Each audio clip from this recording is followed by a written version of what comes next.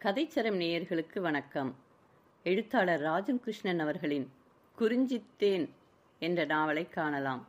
இந்நாவல் நீலகிரி மலையில் வாழும் வடுகரின மக்களின் வாழ்க்கை நம் கண்முன்னே படம் போல காட்டுகிறது. நஞ்சன், விஜயா இவர்களின் காதலும், குடும்ப வேறுபாடு காரணமாக அவர்கள் படும் இடர்களும், முடிவில் அவர்கள் காதல் எவ்வாறு வெற்றி பெறுகிறது என்பதையும் காணலாம். அதிகாரம் 1. பாரு வந்தாள். பிள்ளைக்கனி ஒன்றை ஈன்று பசுமையாவும் உடலில் மின்னும் புதிய தாய்மையின் நிறைவும் பூரிப்பும் விளங்க அமைதியில் ஒன்றி இருக்கும் ஒரு அன்னையைப் போல அந்த மலைப்பிரதேசம் பிற்பகலின் அந்த மோனத்தில் காட்சியளித்தது. 12 ஆண்டுகளுக்கு ஒரு முறை நீலக்குறிஞ்சி மலராடை புனைந்து கொள்ளை அழுகையின் குவியலாக தோன்றும் அந்த மலைப்பிரதேசத்தில் அந்த நீலம் பூக்கும் பேராண்டு அது. வசந்தத்தில் எழில் வடிவாக குலுங்கி வானவனின் அன்பை பெற்ற மலைமடந்தை அருள்மாரியில் பசைத்து செழித்து அன்னையாக நிற்கும் கார்த்திகை மாச கடைசி நாட்கள். கார்த்திகை மாதத்தின் இறுதி நாளின் அந்த பிற்பகலில் பசுங்கம்பளத்தை விரித்தாற்போல பறந்து கிடந்த மலைச்சரிவில் ஜோகி சாய்ந்திருந்தான்.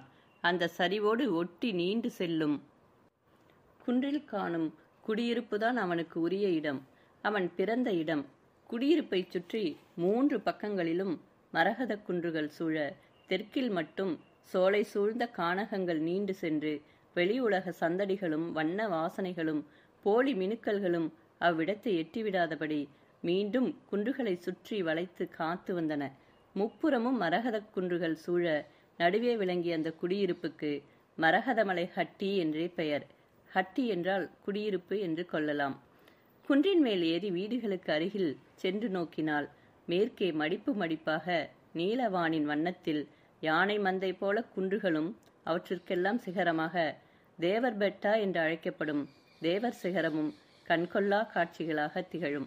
கீழ்ப்புறமும் பசுக்குன்றுக்கு அப்பால் வளைந்து வரும் கானகங்களும் நடுநடுவே வெள்ளை சிவப்பு புள்ளி போல குடியிருப்புகள் சிதறி கிடக்கும்.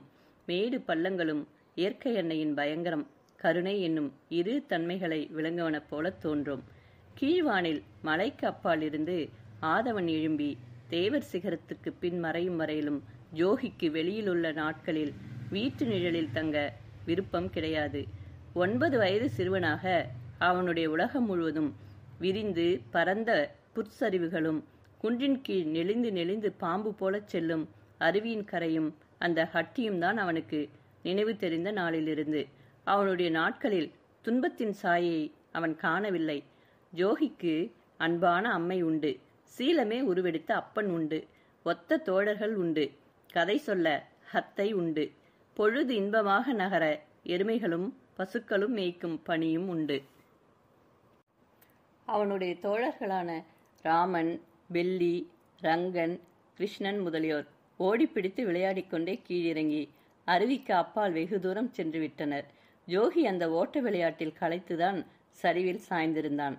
அவர்கள் ஹட்டியை சேர்ந்த எருமைகளும் பசுக்களும் அங்கொன்றும் இங்கொன்றுமாக நின்ற வண்ணம் மண்டி கிடக்கும் புல்லை வெடுக் வெடுக்கென்று கடித்து இழுக்கும் ஒளி அவன் செவிகளில் விழும்படி தன் காதை புற்பரப்போடு வளைத்து கேட்டுக்கொண்டிருந்தான்.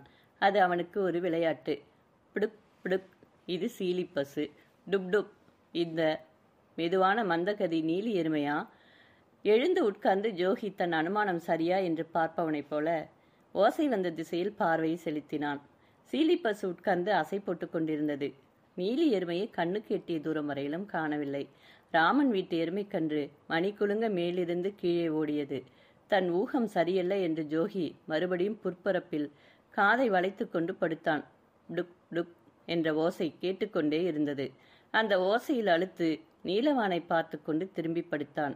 ஜோகியின் தந்தை லிங்கையர் காலையில் எழுந்ததும் கிழக்கு நோக்கி பொங்கி வரும் செங்கதிரனையே கும்பிடுவார். ஒளிக்கடவுளே நீ வாழி, மழையை தந்து மண்ணை செழிக்க வைக்கும் மாவள்ளலே நீ வாழி, எங்களுக்கு உன் அருளையும் ஆசியையும் நல்குவாய் என்று பிரார்த்தனை கூறிக்கொண்டே எருமைகளையும் கன்றுகளையும் அவர் அவிழ்த்து விடுவார். அவர் வீடு திரும்புகையில் சூரியன் தேவர் சிகரத்துக்கு அப்பால் சென்று விடுவான். அப்போது ஜோகியின் அம்மை மாதி வீட்டில் இருளை நீக்க ஆமணக்கு நெய்யுற்றி தீபமாடத்தில் அகல் விளக்கு ஏற்றி வைத்திருப்பாள். இரவில் சூரியன் இல்லாத போது வீட்டில் அவர்களுக்கு அந்த தெய்வத்தின் சின்னமாக விளங்குவது அந்த விளக்கு. வீட்டில் அவ்விளக்கு இல்லாவிட்டால் நிலம் விளையாது, மாடு மடி சுரக்காது என்பதெல்லாம் ஜோகி அறிவான். அவனுக்கு இருள் என்றால் அச்சம் அதிகம்.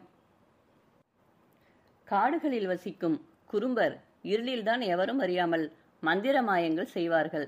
நாயாக, நரியாக, பூனையாக அவர்கள் வந்து மாயங்கள், தீமைகள் செய்த கதைகளை ஜோகி அத்தை சொல்லி கூற கேட்டிருக்கிறான். அது மட்டுமா, சூரியன் இல்லாத சமயங்களான இரவுகளில்தான் சிறுத்தையும் கரடியும் பன்றியும் உலவுகின்றன. அவர்கள் பயிரை கடித்து பன்றிகள் பாழ் செய்கின்றன. சூரியன் இருந்தால் அவை வருமா? இத்தகைய முடிவில் எண்ணக்கொடி வந்து நின்றதும் ஜோகிக்கு மின்னலென ஒரு கீற்று பளிச்சிட்டது. வீட்டுக்குள் விளக்கு வைப்பது போல நீல நெடுக நிலத்தில், சோலையில், கொட்டிலில் 1000 விளக்குகள் வைத்துவிட்டால், மலை முழுவதும் விளக்குகளாகவே நிறைந்துவிட்டால், மரகத மலை முழுவதும் சுற்றிலும் விளக்குகள் போட்டு இருளின்றி அகற்றிவிட்டால் பகல் போல ஆகுமோ? இது போல நீலவானம் தெரியுமோ? ஜோகி தன் கண்களை மூடிக்கொண்டான். அவன் கற்பனையில் அவன் உலகமெல்லாம் அகல் விளக்குகளின் ஒளி படர்ந்தது. ஆனால் வான் முழுவதும் அந்த ஒளி படருமோ, எட்டுமோ? அவன் கற்பனைக்கு அந்த காட்சியே எட்டவில்லை. உயர உயர கம்பங்கள் நட்டு விளக்குகளை வைக்கலாம். ஓங்கி வளர்ந்திருக்கும் கானக நெடுமரங்களான யூக்லிப்டஸ் மரங்களில் விளக்குகள் பொருத்தலாம். பெரிய பெரிய மண் சட்டிகளில் நிறைய எருமை நெய்யோ ஆமணக்கு எண்ணெயோ ஊற்றி பெரிய திரிகளிட்டு மலைகளின் மீதெல்லாம் வைக்கலாம். குடம் குடமாக, பானை பானையாக எண்ணெய் வேண்டும், நெய் வேண்டும். மலை முழுவதும் ஆமணக்கு செடிகளாக நிறைய வேண்டும். எருமைகள் கூட்டம் கூட்டமாக பெருக வேண்டும். அத்தனை எருமைகளையும் காக்க எத்தனை வலிமை வேண்டும்? யோகியின் தந்தைக்கு கைகளில் வலிமை உண்டு. அவர் எருமையின் மடியில் கை வைப்பதுதான் தெரியும். ஹோனே என்ற மூங்கிற்பார் குழாயில் வெண்ணுரையாக பால் பொங்கி வரும். பழைய காலத்தில் மாடுகள் கறக்க நிறைய வலிமை வர வேண்டும் என்று பழத்தோல் பட்டையில் இரும்பை பழுக்க காய்ச்சி சூடு போடுவார்கள் என்று ஜோகியின் பாட்டி கதை சொல்லி அவன் கேட்டிருக்கிறான். வலியையும் வேதனையையும் பொறுத்தால்தான் வலிமை பெருக்குமாம். 1000 எருமைகளை ஒருவர் கறக்க வேண்டுமென்றால் அத்தனை பேரும் அத்தனை எருமைகளையும் காக்க வலிமை பெற வேண்டும். யோகியின் கற்பனைகள் இத்தகைய முறையில் படர்ந்து செல்லுகையில் குறுக்கே குறுக்கே சந்தேகங்களும் புகுந்து வாட்டின. அத்தனை எருமைகளும் எங்கே மேயும்? காடுகள் எல்லாம் பசும் புல்வெளிகளாகவும் ஆமணக்கு செடிகளாகவும் ஆகிவிட்டால் சாமை பயிரிடுவது எங்கே? தானியங்களின்றி எப்படி சோறு சமைக்க முடியும்? கிழங்கு போட வேண்டாமா? வெறும் மோரை குடித்துவிட்டு நாள் முழுவதும் இருக்க முடியுமோ? நீண்டு கொண்டு போன கற்பனை கதிரின் முடிவு இவ்விதமான நிறைவேறாத கட்டத்தில் வந்து நிற்கவே ஜோகிக்கு ஏமாற்றம் உண்டாயிற்று. யோசனைகளை கைவிட்டு அவன் நண்பர்களை தேடி ஓடும் முன் அவனுடைய நண்பர்களே ஓடி வந்தார்கள். நான் தான் முதல் என்று ராமன் ஓடி வந்து மாடு மேய்க்கும் குச்சியாலேயே ஜோகியை தொட்டான். மற்றவர்களும் இறைக்க இறைக்க குன்றின் மேல் வந்தனர். நண்பர்களை கண்டதுமே ஜோகி, கிருஷ்ணா, சூரியன் இல்லாது போனால் என்ன ஆகும் என்றான். கிருஷ்ணன் தினமும் எருமைகள் மேய்க்க வரமாட்டான். மரகத மலை ஹட்டியிலேயே செல்வாக்கு மிகுந்த மணியக்காரரான கரிய மல்லரின் பெண் வயிற்று பேரன் அவன். யோகியை விட கொஞ்சம் பெரியவன். அந்த வட்டத்துக்கே புதுமையாக கீழ்மலை மிஷன் பள்ளிக்கூடத்தில் படிக்கும் பையன் அவன். கிருஷ்ணன் சிரித்தான். சூரியன் இல்லாது போனால் இரவு, இருட்டு, இது தெரியாதா? ஒரு நாள் இல்லை என்றால் சூரியன் ஒரு நாள் வரவே இல்லை என்று வைத்துக்கொள்ளேன். போர்த்தி படுத்துக்கொண்டு எழுந்திருக்காமல் தூங்குவோம் என்றாள் பெல்லி. அண்டை வீட்டு காக்கையின் மகன் பெல்லி. அவனும் ஜோகியோடு ஒத்தவன்தான். எழுந்திருக்காது போனால் எருமை கறப்பது எப்படி? இரவு நிலத்தில் முறை காப்பவர் வீடு வருவது எப்படி? சூரியன் இல்லாமல் போனால் ஒன்றுமே நடக்காதே. ரங்கன், சூரியன் ஒரு நாள் கூட வராமல் இருக்காது. நாம் தூங்கி எழுந்து வரும்போது மலைகள் எல்லாம் அப்படியே இல்லையா? அருவி இல்லையா? அப்படித்தான் சூரியனும் என்றான். மலையெல்லாம் காலையில் எழுந்து மாலையில் அமுங்குகிறதா? ஒரே இடத்தில் தானே இருக்கிறது. சூரியன் அப்படி இல்லையே. காலையில் அந்த இரட்டை மலைக்கு அப்பால் இருந்து வந்து பகலெல்லாம் நகர்ந்து தேவர்பெட்டாவுக்கு பின்னே போகிறதே என்றான் கிருஷ்ணன். அட, இதுதான் அப்பிரமாதம். சூரியன் வராமல் போனால் இரவில் விளக்கு வைப்பதைப் போல பெரிய பெரிய விளக்குகளை வைத்துக் கொள்வோம் என்றான் ரங்கன் பேச்சை வளைத்து. அதற்கு எவ்வளவோ நெய் வேண்டுமே என்று ஜோகி பிரச்சனைக்கு மீண்டும் வந்தான். அருவி தண்ணீரை எல்லாம் எண்ணெயாக்குவோம் என்றான் கிருஷ்ணன் சட்டென்று. ஜோகியின் வட்ட கண்கள் விரிந்தன. இந்த யோசனை அவனுக்கு தோன்றவில்லையே. அருவி தண்ணீரை எண்ணெயாக்க முடியுமா? போடா முட்டாள் என்றான் ரங்கன். சூரியன் வராமல் இருக்குமா? போடா முட்டாள் என்றான் கிருஷ்ணன். ரங்கனுக்கு கிருஷ்ணன் தன்னை எதிர்த்து வந்தது பிடிக்கவில்லை. டேய், யாரடா முட்டாள்கிறாய், ஒல்லி பயலே என்று மேல் துணியை வரிந்து கொண்டு சண்டைக்கு கொடி கட்டினான். முட்டாள், மட்டி என்றான் கிருஷ்ணன் பொறுக்காமல். ரங்கன் உடனே அவன் மீது பாய்ந்தான். இருவரும் அடித்துக்கொண்டு கட்டி புரண்டார்கள். இச்சமயத்தில் ஜோகி அண்ணா, ரே ஜோகி அண்ணா என்ற இளங்குரல் ஒன்று மேலிருந்து ஒலித்தது. அந்த குரல் கேட்ட மாத்திரத்தில் கிருஷ்ணன் சட்டையை விடுத்து தலைத்துணியை நன்றாக சுற்றி கொண்டு மேலே ஓடினான். ஜோகி மேலே ஓடிக்கொண்டிருந்தான் முன்பேயே. 5 பிராயம் மதிக்க தகுந்த சிறுமி ஒருத்தி ஓடி வந்தாள். சிவந்த குண்டு முகம், கருவண்டு விழிகள், சுருட்டையான தலைமுடி தோள் மீதும் நெற்றி மீதும் புரண்டது. அவள் கைகளில் பளபளக்கும் புது வெள்ளி காப்புகள் பெரிய வளையமாக தோள தோள ஆடிக்கொண்டிருந்தன. அவை அவளுக்கு உரியனவாக இருக்க முடியாது. பெரிய அளவாக தோளுக்கு ஏறும் கடகமாக இருந்தன. ஜோகி அண்ணா, தங்கை பாப்பா வந்திருக்கிறது. அம்மா, மாமி, அத்தை எல்லோரும் வந்திருக்காங்க. பொரி உருண்டை, கடலை, ஆரஞ்சு எல்லாம் கொண்டு வந்திருக்காங்க.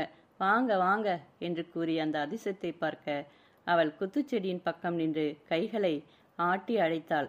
அவள் கைகளை வீசிய வேகத்தில் ஒரு வெள்ளிக்காப்பு நழுவி குத்துச்செடிகளுக்கிடையில் உருண்டதை இருந்த இடம் விட்டு நகராமலே குரோதம் பொங்க கிருஷ்ணன் பார்த்து கொண்டிருந்ததை ரங்கன் சட்டென்று கவனித்தான்.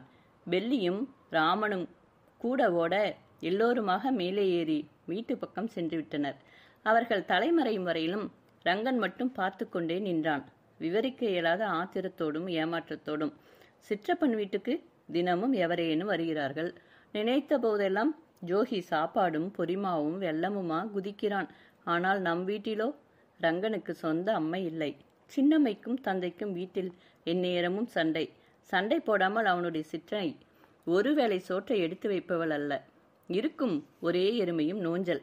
கன்றும் நோவு கண்டு இறந்து போயிற்று. ஏன் ஏன் இப்படி? பாரு வந்தவள் ஜோதியைத்தான் கூப்பிட்டு கொண்டு ஓடினாள். அந்த கிருஷ்ணன் பயலுக்கு சட்டையும் தொப்பியுமாக பள்ளிக்கூடம் போகும் கர்வம். பெல்லி பூனைக்கண் மட்டி, கல்லைக்கல் என்று சொன்னால் இரிய உடையார் சாபம் கொடுப்பார் என்றான். சை! சிறு உள்ளத்தில் பொறுமி வந்த அனல் மூச்சுடன் அவன் திரும்பி பார்க்கையில் அந்த நோஞ்சல் எருமைதான் வெடுக் வெடுக்கென்று புல்லை கடித்து இழுத்து கொண்டிருந்தது. கிழப்பருவம் கோலமிட்டு அதை கண்டதும் அவனுடைய ஆத்திரத்துக்கு ஒரு இலக்கு கிடைத்து விட்டது. கீழிருந்த குச்சியினால் அதன் முதுகில் வீறு வீரென்று 5-6 அடிகள் வீறினான். அது உருண்டு கொண்டே மலைமுகடுகளில் பட்டு எதிரொலிக்கும்படி கத்திக்கொண்டே சரிந்தது. ரங்கனின் ஆத்திரம் இன்னும் தீரவில்லை. இடையில் தென்படும் குத்துச்செடிகளை முறித்து போட்டுக்கொண்டே மேலேறியவன் காப்பு கிடந்த செடி புதரண்டையில் வந்தான். சுற்றுமுற்றும் பார்த்துவிட்டு அதை எடுத்து இடுப்பில் செருகிக் கொண்டான். பிறகு கீழ் நோக்கி ஓடினான். சரிவில் உருண்ட எருமை மடிந்த காலுடன் நீட்டிக்கொண்டிருந்த பாறை ஒன்றில் 3 கால்கள் முட்ட பரிதாபமாக கத்திக்கொண்டே இருந்தது.